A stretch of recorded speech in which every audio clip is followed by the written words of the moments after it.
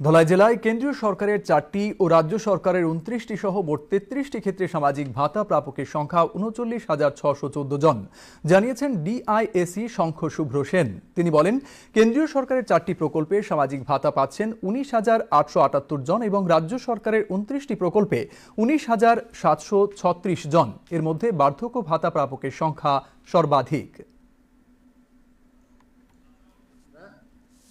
কেন্দ্রীয় এবং রাজ্য ভাতা দিয়ে থাকি। তার মধ্যে কেন্দ্রীয় ভাতার সংখ্যা হচ্ছে 4টি এবং রাজ্য ভাতার সংখ্যা হচ্ছে 29টি। সব মিলিয়ে 33টি ভাতা প্রাপক, 33 প্রকারের ভাতা প্রাপক রয়েছে, যার মোট সংখ্যা হলো 39,614 জন। তার মধ্যে কেন্দ্রীয় ভাতা প্রাপকের সংখ্যা হচ্ছে 19,878 জন এবং রাজ্য ভাতা প্রাপকের সংখ্যা হচ্ছে 19,736 জন। ইতিমধ্যে 10টি বিভিন্ন প্রকার ভাতার স্যাংশন গত সপ্তাহে আমরা পেয়েছি।